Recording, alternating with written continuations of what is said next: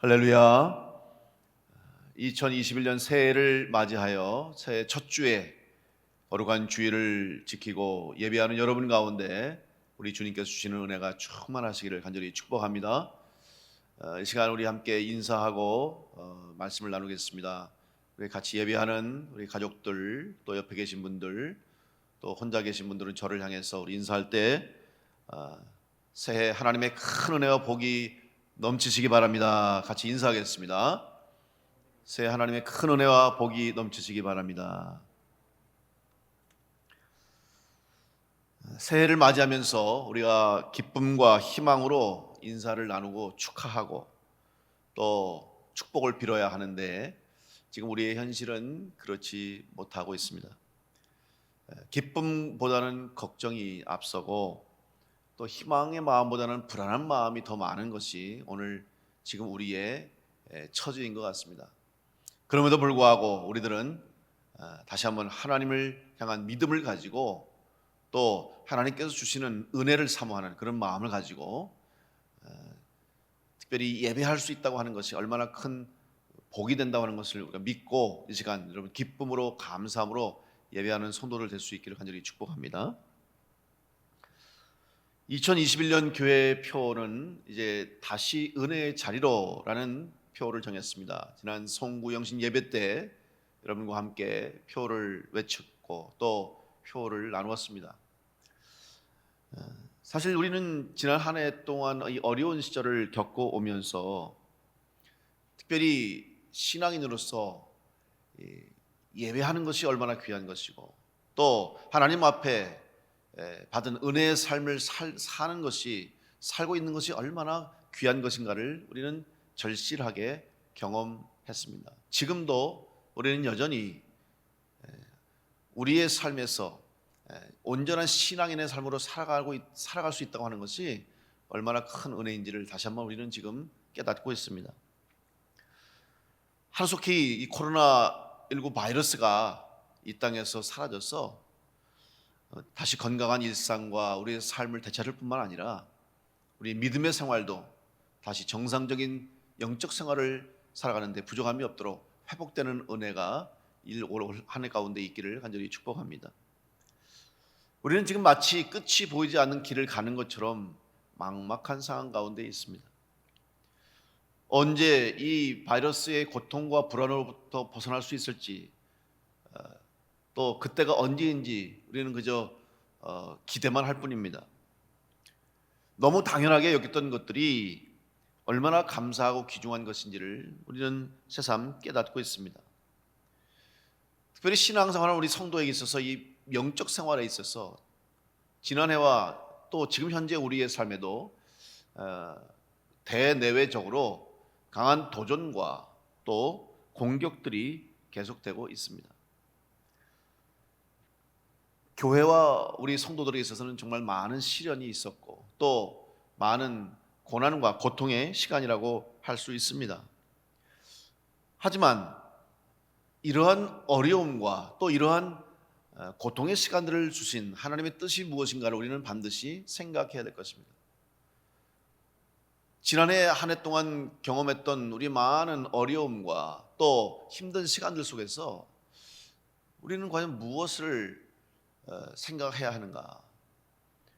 특별히 하나님께서 이러한 시련과 어려움을 우리 가운데 주신 이유가 무엇일까? 저는 개인적으로 이제 2020년이 끝나고 또 새해 2021년이 시작되는 이러한 과정 속에서 하나님 앞에 기도하면서 하나님이 우리의 삶에 이러한 어려움과 또 이런 힘든 시간들을 주신 이유가 무엇일까? 또 하나님의 뜻이 무엇일까 하는 것을 생각하며 기도했습니다. 제 마음속에 깨달아진 것은 하나님이 잠시 멈추게 하신 것이라는 그런 하나님의 마음을 제가 읽게 되었습니다. 그동안 우리는 정말 열심히 뛰어왔습니다. 또 열심히 달려왔습니다. 그런데 내가 향하는 곳이 어느 곳인지 때로는 정말 앞만 보고 달려왔는데 정말 내가 달려가는 이 길이 주님이 기뻐하시는 길인지 또 하나님께서 우리를 통해서 하나님의 뜻을 이루시기 위해서 우리에게 원하시는 그런 내가 삶을 지금 열심히 살고 있는지를 한번 돌아보는 시간이 되었다고 저는 생각합니다. 잠시 멈추게 하셨습니다. 멈추게 하시고 돌아보게 하시고 점검하게 하시고 뒤를 돌아보고 좌우를 살펴보고 앞을 다시 한번 점검할 수 있는 기회를 주신 것입니다. 만약 이러한 멈춰섬의 시간이 없었다고 한다면 마치 브레이크가 고장난 자동차처럼 끝없이 질주했을 것입니다. 그런데 만약 그 길의 끝이 어느 곳인지도 모르고 또 달려간 길의 끝이 어떤지도 모르고 달려갔다면 어떤 결과가 주어졌을까 생각을 하면서 멈춰서게 하시고, 특별히 지금 전 세계 모든 사람들이 지금 멈춰서 있습니다. 이 땅을 향하신 하나님의 메시지가 있다고 저는 생각을 하는 것입니다.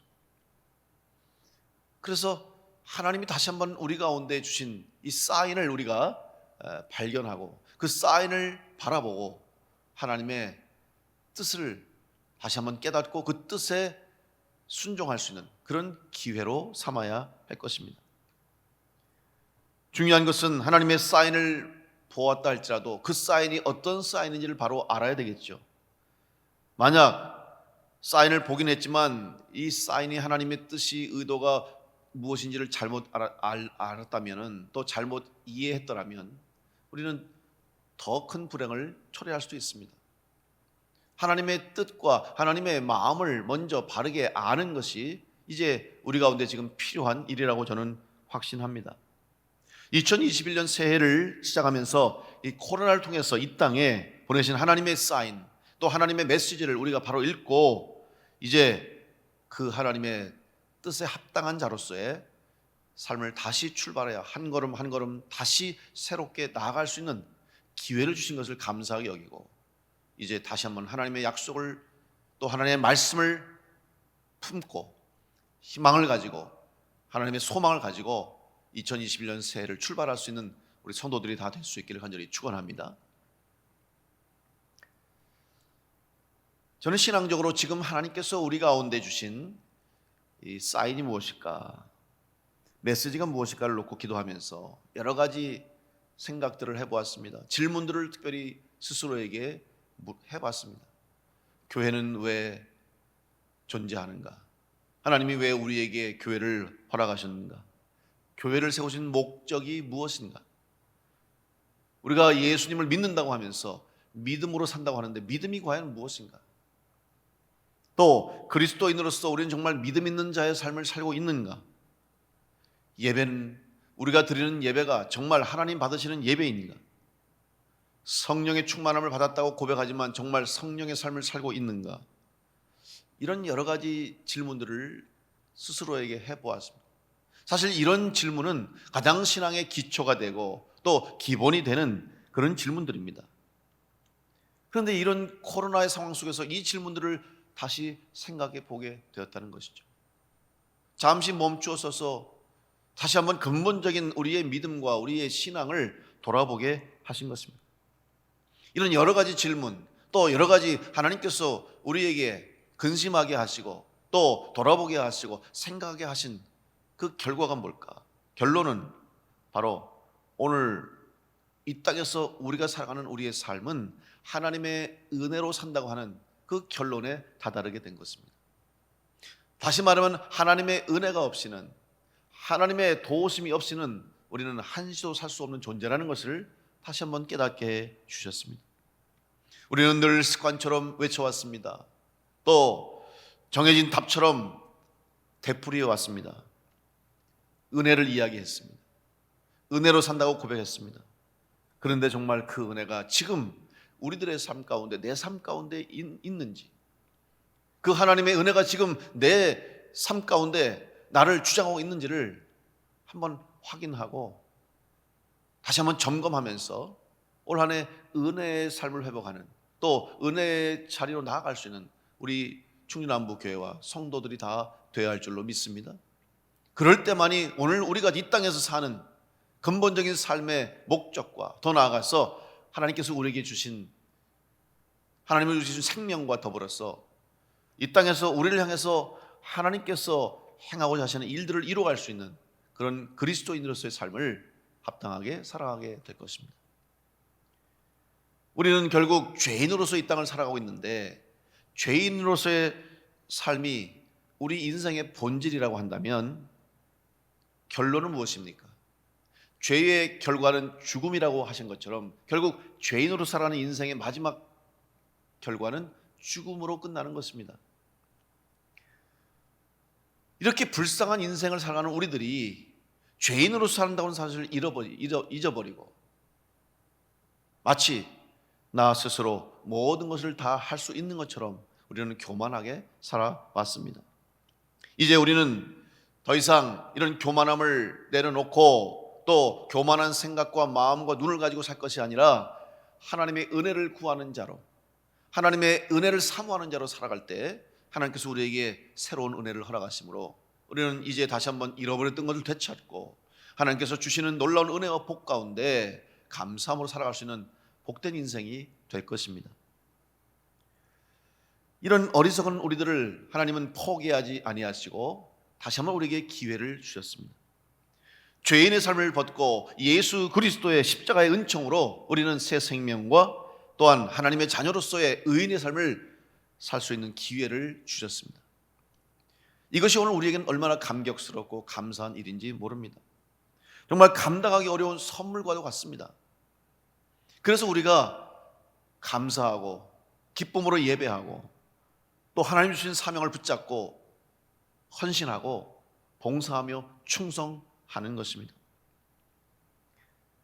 하나님 주신 일을 감당하면서도 우리는 정말 너무나 감당하기 어려운 은혜를 받은 자로서 늘 감격함으로 눈물을 흘립니다. 감사의 눈물을 흘립니다. 기쁨의 눈물을 흘립니다.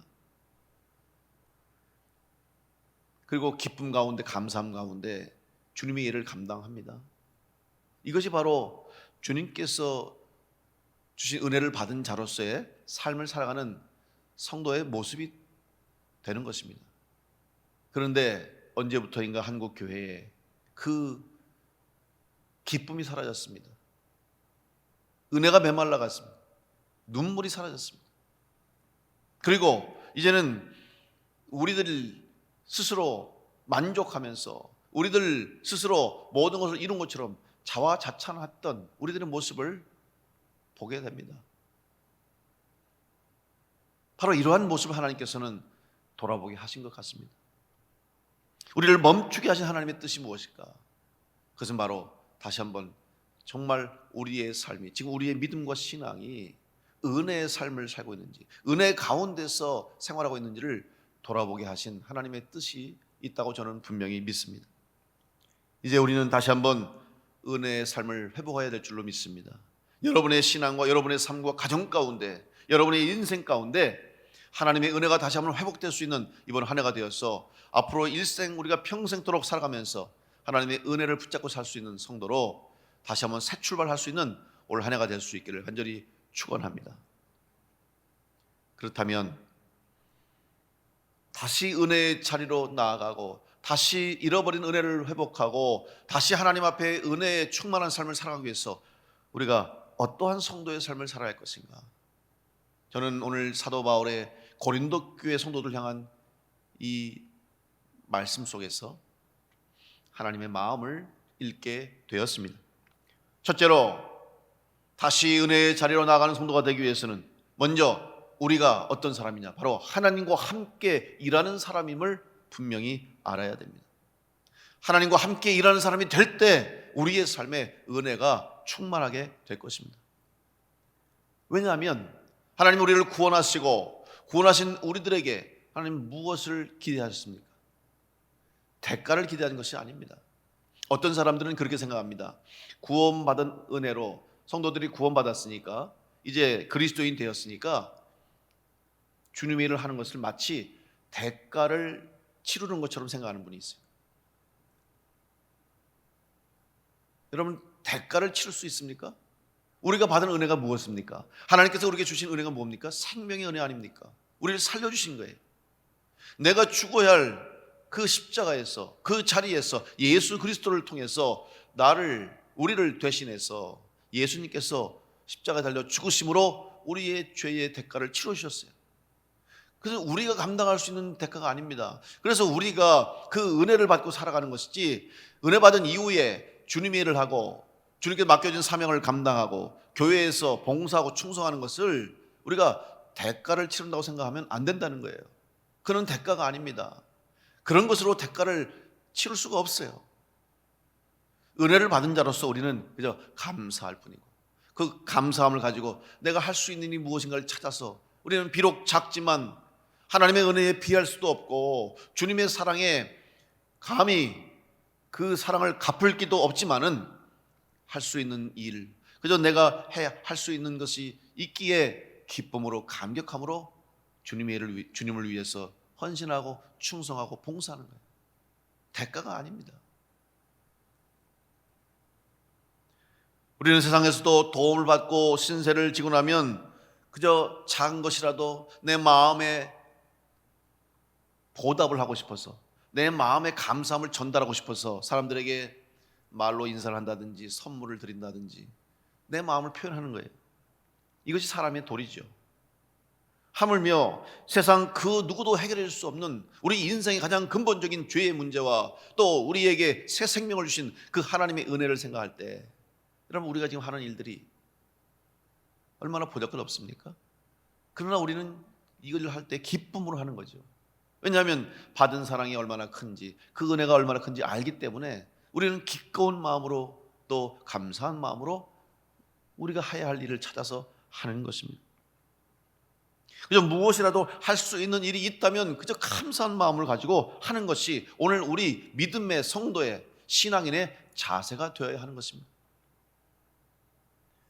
그런데 언제부터인가 오늘 우리들의 삶을 보면, 신앙인의 모습을 보면 주님의 일을 하는 것이 마치 내가 큰 선심을 써서 하듯이, 내가 정말 큰 마음을 내어주고 하듯이 그렇게 교회를 하고 있지는 않습니까?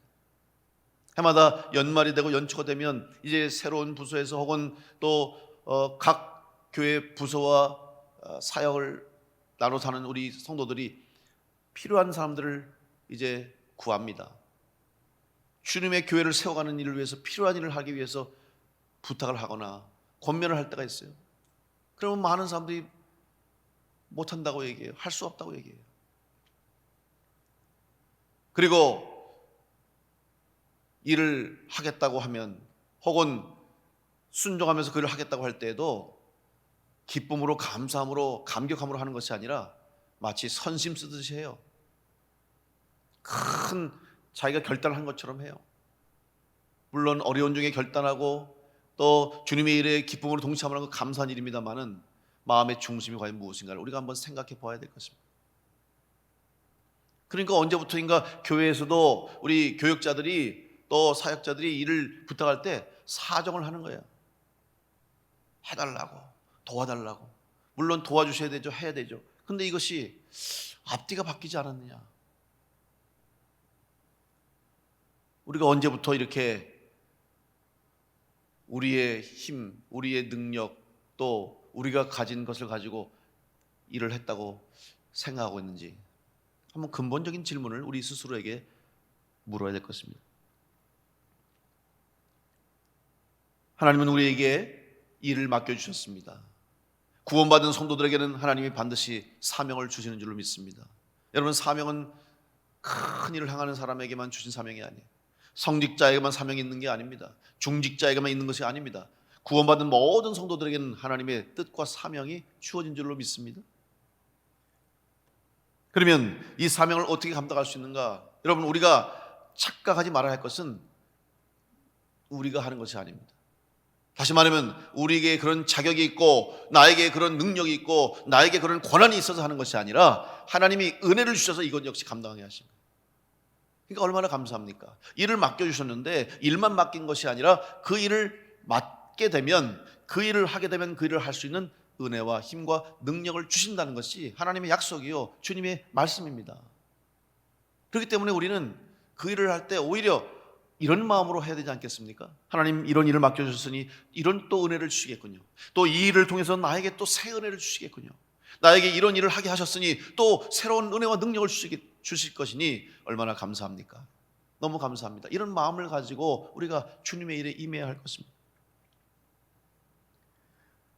사도 바울이 고백한 것처럼 주님의 일을 하는 것은 우리의 능력이 아닙니다. 하나님이 주시는 힘과 능력으로 감당할 수 있는 것입니다. 고린도후서 4장 7절 말씀에 우리가 이 보배를 질그릇에 가졌으니 이는 심히 큰 능력은 하나님께 있고 우리에게 있지 아니함을 알게 하려 함이라. 사도 바울은 누구보다도 잘 알았습니다.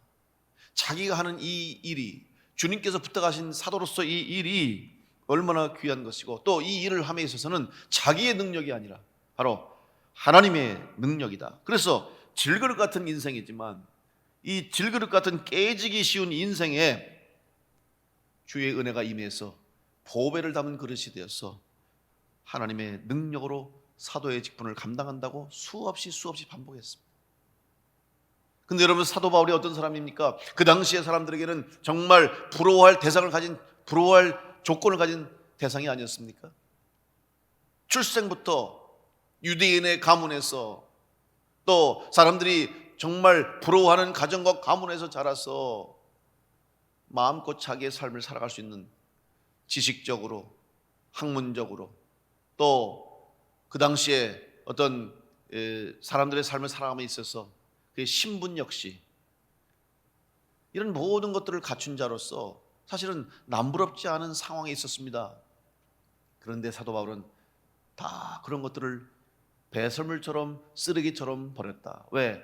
이것이 하나님의 일을 하는데 조건이 되는 것이 아니라는 것을 그는 알았기 때문입니다. 오직 하나님의 은혜만이 자기로 하여금 사도로서 사명을 감당하겠다는 것을 고백했던 것입니다. 오늘 우리 역시 마찬가지입니다. 여러분도 다 여러분 한 분 한 분을 하나님께서 사랑하셔서 하나님의 자녀로 삼으시고 구원해 주시고 이제 그리스도인으로서 또 주님의 몸된 지체로서 여러분을 통해서 주님의 일을 이루어갈 수 있도록 여러분을 부르셨음을 믿으시고 그 부르심에 합당한 하나님의 동역자로 삶을 살아갈 수 있도록 다시 한번 주신 은혜를, 주신 사명을, 주신 모든 주님의 일들을 기쁨으로, 감사함으로, 감격함으로 감당하는 우리 성도들 다 될 수 있기를 간절히 축원합니다. 그 일을 할 수 있는 것은 은혜밖에 없다는 것입니다. 하나님의 능력으로 우리는 살아가고 있음을 잊어서는 안 됩니다. 그래서 우리가 담대하게 살아가는 거예요. 내 자신이 잘나서가 아니라, 내가 가진 것이 많아서가 아니라 하나님의 은혜로 살아가는 거예요. 또 반대로 나는 가진 것도 없는데, 나는 할 수 있는 것도 없는데, 나는 약한데, 부족한데, 어리석은데, 또 이렇게 생각하는 분들이 있을 거예요. 그러니 내가 어떻게 할 수 있습니까? 하나님, 나는 아무것도 가지지 못한 정말 부족한 종인데 어떻게 주님의 일을 할 수 있습니까? 또 이렇게 생각하는 분들이 있을 거예요. 여러분, 이것도 역시 하나님의 뜻이 아닙니다. 그래서 사도 바울은 그런 성도들에게 이렇게 권면합니다. 고린도후서 6장 7절, 오늘 본문의 7절로 10절 말씀 우리 한번 같이 다시 읽어보면 좋겠습니다. 우리 오늘 7절부터 10절 말씀을 같이 함께 우리 화면을 보시면서 함께 봉독하겠습니다. 시작. 진리의 말씀과 하나님의 능력으로 의의 무기를 좌우에 가지고 영광과 욕됨으로 그러했으며 악한 이름과 아름다운 이름으로 그러했느니라. 우리는 속이는 자 같으나 참되고 무명한 자 같으나 유명한 자요 죽은 자 같으나 보라 우리가 살아있고 징계를 받는 자 같으나 죽임을 당하지 아니하고 근심하는 자 같으나 항상 기뻐하고 가난한 자 같으나 많은 사람을 부유하게 하고 아무것도 없는 자 같으나 모든 것을 가진 자로다. 아멘. 바로 이 말씀이 오늘 우리들의 믿음을 가진 자들의 영적 자세가 되어야 되는 거예요. 교만해서도 안 되지만 여러분 주눅들면 안 됩니다. 여러분 스스로를 왜 이렇게 여러분의 능력과 여러분의 가치를 왜 이렇게 낮추십니까? 우리는 하나님이 살려주신 인생이고 하나님이 구원해 주신 하나님의 백성입니다. 하나님의 자녀입니다. 하나님을 아버지로 부르는 사람들이. 그런데 왜 우리 스스로 그렇게 아무것도 할 수 없다고, 또 나는 아무것도 가진 것이 없다고 왜 여러분 스스로를 그렇게 낮추십니까? 요즘 세상에서 많은 사람들이 마음의 병을 많이 앓고 있습니다. 근데 그 마음의 병을 앓는 원인이 사실은 자존감으로부터 시작된다는 겁니다. 자기 자신을 너무 부정적으로, 자기 자신의 인생의 가치를 없다고 생각하고, 자기는 세상에서 쓸모없는 인생이고 자기는 살 필요가 없다고 생각하는 것이죠. 자존감이 떨어진 거예요. 자존감이 없는 거예요. 자존감을 회복하는 것부터 치료가 시작되는 것처럼 우리는 영적인 자존감을 다시 회복해야 됩니다. 영적인 자만심은 버리되 영적 자존감은 다시 회복하고 살아있어야 주님의 일을 감당할 수 있어요. 오늘 사도 바울이 주신 이 말씀이 바로 우리가 얼마나 귀한 인생이고 우리에게 주신 하나님의 은혜가 얼마나 큰지를 깨닫게 하는 말씀인 줄로 믿습니다. 세상적으로 볼 때는 우리는 다 생명력도 없는 것처럼, 쓸모없는 인생처럼, 아무것도 가진 것이 없는 것처럼, 부유하지 못한 사람들처럼, 아무것도 할 수 없는 사람처럼 슬픔과 근심 가운데 살아가고 있고 징계받은 자처럼 살아갈 수밖에 없는 인생처럼 보인다 할지라도, 하나님이 우리에게 은혜를 주시고 예수 그리스도를 통한 구원의 은혜를 받은 성도가 되었다면 우리는 하나님이 새롭게 하시는 은혜로, 오늘 이 사도 바울의 고백처럼 우리는 무명한 자가 아니라 유명한 자가 될 것이고, 우리는 죽어있는 것이 아니라 다시 한번 영적으로 살아있고 이 땅 가운데서 근심하지 않고 기뻐하며 많은 사람을 부유하게 할 수 있는 모든 것을 가진 자로서의 사명을 감당하게 될 줄로 믿습니다. 이 은혜가 오늘 여러분에게 임한 줄로 믿습니다. 여러분, 이 은혜가 있음을 기억하십시오. 그리고 이 은혜를 붙잡고 다시 한번 새롭게 출발할 수 있는 2021년 한 해가 되기를 간절히 축원합니다. 따라서 우리는 이런 하나님의 은혜를 가지고 하나님과 동역하는 성도가 되는 것입니다. 그래서 하나님과 함께하는, 함께 일하는 자예요. 그런데 함께 일하는 자가 될 때에 은혜를, 함께 일하는 자가 되지 못할 때에 은혜를 헛되이 받은 자가 된다고 사도 바울이 고백하고 있어요. 은혜를 헛되이 받았다는 것, 하나님의 은혜를 결국은 받지 못한 자가 될 것이고, 또 은혜를 받았다 할지라도 그 은혜를 온전히 깨닫지 못했다는 것을 의미하는 것입니다. 여기서 헛되라고 하는 이 단어를 헬라어 성경 원어 본문에 보면 이 헛되라는 단어를 케노스라고 하는 단어를 쓰고 있습니다. 케노스. 근데 케노스의 의미가 뭐냐? 텅 비어 있다, 아무것도 없다, 열매가 없다, 무익한, 이런 뜻이 있어요. 결국 하나님이 우리 가운데 은혜를 주셨는데 그 은혜를 다 버린 거예요. 사라진 것이죠. 이 은혜가 다시 회복되고 이 은혜가 다시 우리 가운데 임할 때 여러분, 우리는 하나님의 능력을 가진 자로 승리하게 될 줄로 믿습니다. 선물을 받았는데 그 선물을 여러분이 비어 있었다, 얼마나 허무하겠습니까? 얼마나 실망스럽습니까? 우리는 하나님의 은혜를 받았다고 생각하고 살아왔는데, 지금까지 그 은혜 가운데 살아왔다고 믿었는데 확인해 보니 비어 있어요. 하나님이 얼마나 실망스럽겠습니까? 이제는 다시 한번 하나님을 기쁘시게 하고 하나님 앞에 영광 돌릴 수 있는, 하나님 마음에 합한 자로 살아갈 수 있도록 은혜가 회복되는, 하나님의 은혜가 다시 한번 여러분 심령에 채워지는, 충만케 되시는 은혜가 있기를 간절히 축원합니다. 그 은혜를 헛되이 하지 않도록, 하나님의 은혜가 헛되게 하지 않도록 살아가는 것이 우리 신앙인의 삶의 또한 목표가 되어야 됩니다. 그럼 은혜를 헛되게 하는 것이 무엇입니까? 하나님과 함께 일하지 않을 때 은혜가 헛되게 된다 이야기합니다. 고린도전서 15장 10절의 말씀에 사도 바울은 말합니다. 그러나 내가 나 된 것은 하나님의 은혜로 된 것이니 내게 주신 그의 은혜가 헛되지 아니하여 내가 모든 사도보다 더 많이 수고하였으나 내가 한 것이 아니요 오직 나와 함께 하신 하나님의 은혜로라. 사도 바울은 자기 하는 모든 일이 하나님의 은혜로 하고 있음을 고백하고 있는 것입니다. 부산에 수영역 교회라고 있습니다. 아주 큰 교회고 부산뿐만 아니라 우리 한국 교회에서도 손꼽히는 은혜로운 그런 유명한 교회죠. 이 교회를 담임하셨던 정필도 목사님 계십니다. 이분은 많은 목사님들에게도 존경을 받고, 그래서 목회자들에게도 세미나를 통해서 목회에 용기를 주고 도전을 주시고 힘을 주셨던 그런 분이었어요. 저도 이분의 목회 세미나에 참여해서 많은 은혜를 받았어요. 근데 이 정필도 목사님이 이런 고백을 하는 걸 제가 들은 기억이 있습니다.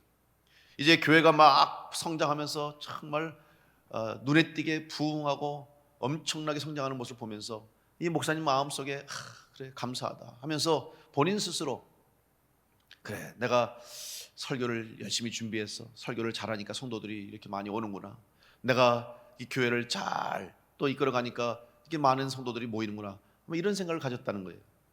그런데 어느 날 예배를 드리는데 갑자기 교회에 성도들이 듬성듬성 자리가 비는 거예요. 어느 날은 정말 눈에 띄게 텅 빈 거예요. 순간 이 목사님이 너무 놀라기도 하고 또 너무 걱정되고, 무엇이 문제인가? 내가 무슨 문제가 있는 걸까? 내 설교에 뭐 잘못된 것이 있나? 내가 뭘 잘못한 것이 있나? 이런 생각을 가지고 기도를 하기 시작했다는 거예요. 기도하면서 하나님 무슨 일입니까? 갑자기 왜 성도들이 줍니까? 하나님 제가 어떻게 해야 되겠습니까? 이렇게 여러 가지 생각을 하면서 기도하고 하나님 앞에 이제 간절히 질문을 드렸다는 거죠. 근데 그의 마음속에, 목사님 마음속에 하나님이 이런 음성을 들려주시더라는 거예요. 네가 하냐? 내가 한다. 목사님이 너무나 큰 망치로 머리를 맞은 것처럼 충격을 받았다는 거예요. 그동안 자기는 자기 목회, 이 교회가 이렇게 부흥하고 성장한 것이 다 나 때문이라고 생각했었고 내가 잘했다고 생각했다는 것이에요. 근데 그 순간 갑자기 네가 하는 것이 아니라 내가 한다라는 하나님의 음성을 듣고 목사님이 회개했다는 거예요. 그 다음부터는 모든 일에 하나님께 맡기고 하나님의 뜻을 구하고, 그러니까 그전에는 참 힘들었다는 거예요. 성도들이 모여야 할 곳에 오지 않고 일이 돼야 할 것이 되지 않으면 얼마나 마음이 힘들고 불안하고 부담스러운지 걱정이 되는지 몰랐다는 거예요. 근데 그 이후로 네가 하는 것이 아니라 내가 한다라고 하는 하나님의 음성을 들은 이후에는 목사님이 마음이 너무 편해졌다는 거예요. 최선을 다하되 하나님의 일이니 하나님이 하셔야죠.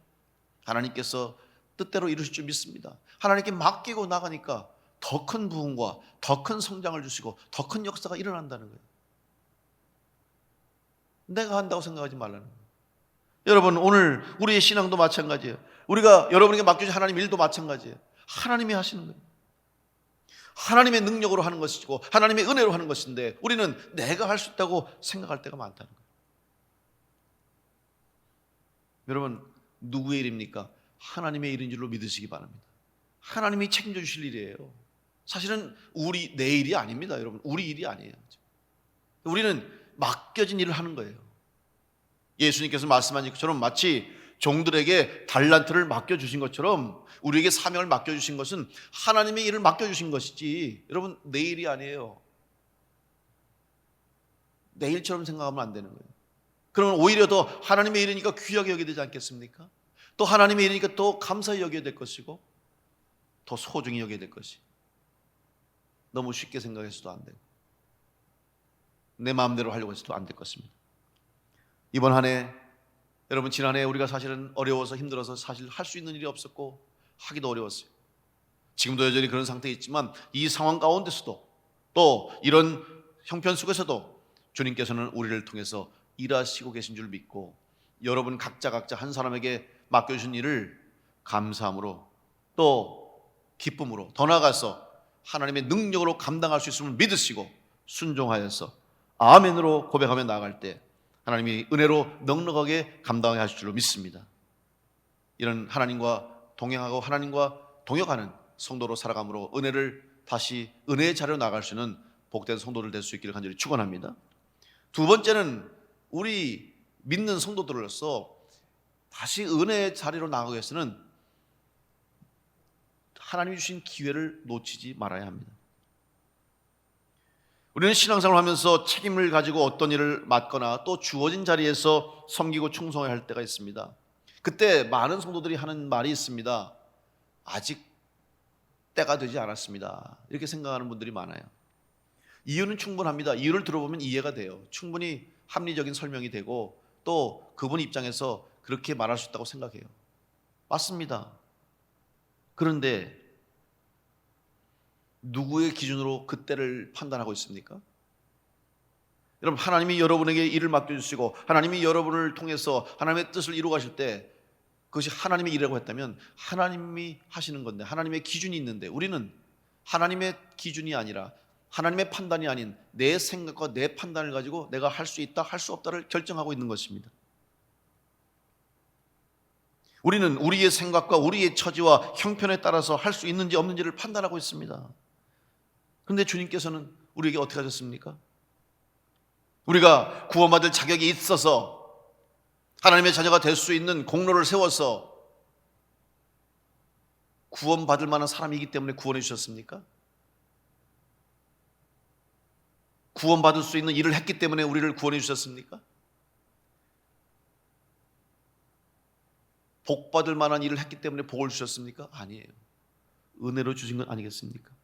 사실 우리는 구원받을 만한 사람도 아니고 또 은혜 받을 만한 아무런 자격도 없지만, 아니 오히려 죄의 대가로 멸망받고 죽어야 할 인생들이지만 아무 조건 없이 하나님 우리를 구원해 주시고 아무 대가 없이 우리에게 대가를 바라지 아니하시고 예수 그리스도를 십자가에서 죽게 하심으로 십자가의 대속의 보혈의 은혜로 우리를 살려주시지 않았습니까? 하나님은 우리에게 이런 조건 없는 은혜로 우리를 구원해 주시고 살려주셨는데 우리는 우리의 기준에 따라서 하나님을 할 수 있다 없다를 판단하고 있지 않습니까? 요한복음 1장 12절로 13절 말씀에 영접하는 자 곧 그 이름을 믿는 자들에게는 하나님의 자녀가 되는 권세를 주셨으니 이는 혈통으로나 육정으로나 사람의 뜻으로 나지 아니하고 오직 하나님께로부터 난 자들이니라. 오늘 우리는 믿음으로 은혜를 받았고 오직 믿음으로 구원받은 사람들입니다. 또 은혜로 사는 사람들입니다. 그래서 우리가 감사할 이유가 여기에 있는 것입니다. 이렇게 편하게 예배하고 우리가 사실 지금 영상으로 예배드리지만 예배할 수 있는 걸 감사해야 됩니다. 지금 사실 이렇게 모이지 못하게 하는 상황도 우리가 너무 힘들지 않습니까? 영적으로 지금 사실 큰 지금 도전이 되는 겁니다. 그런데 정말 박해 시대에 핍박의 시대에는 예배하는 것 자체를 가지고 죽이려고 했고 목숨까지 빼앗아가는 상황이 생겼다면 그때는 과연 우리가 어떻게 했을까요? 지금 우리가 누리고 있는 이 은혜와 복을 여러분 잊어서는 안 될 것입니다. 오늘 2절 말씀에 내가 은혜 베풀 때에 너에게 듣고 구원의 날에 너를 도왔다, 이런 고백을 하죠.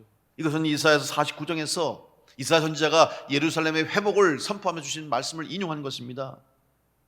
이 은혜 베풀 때라고 하는 것을 헬라어 성경에 보면 이렇게 번역할 수 있습니다. 원문대로 번역해 보면 하나님께서 받아들일 수 있는 때라고 번역하는 거예요.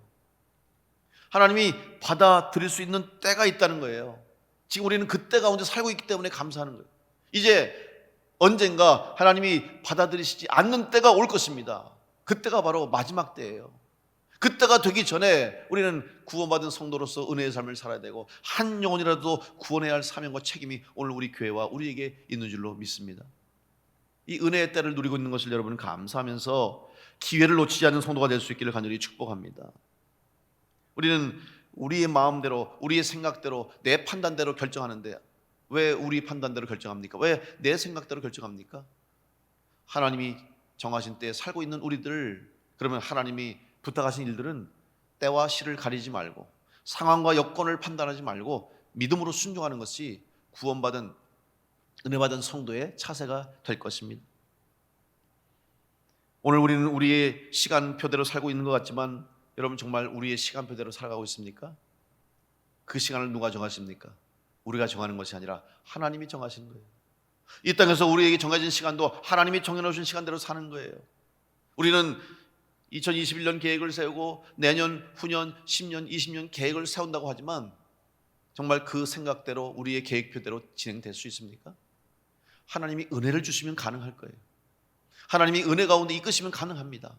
그러나 내가 아무리 좋은 계획, 아무리 그 계획을 이루어가려고 할다 할지라도 하나님이 시간대로 정하신 시간대로 하나님이 거두가시면 우리는 아무것도 할 수 없습니다.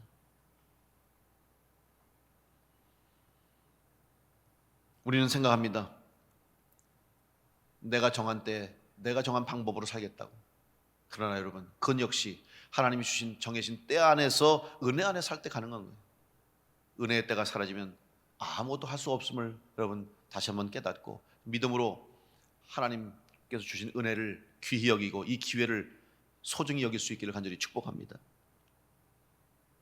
하나님 앞에서 교만한 마음과 우리의 교만한 삶의 태도를 버려야 할 것입니다. 이제 우리에게 주신 모든 삶의 기회와 생명의 기회와 신앙의 기회를 감사히 여기고 믿음으로 순종해야 합니다. 기회가 많지 않습니다. 기회가 얼마 남지 않았습니다. 예루살렘에 가면 8개의 성문이 있습니다. 그 중에 하나가 바로 양의 문입니다. 근데 이 양의 문은 신분이 높은 사람들이 통과하지 않습니다.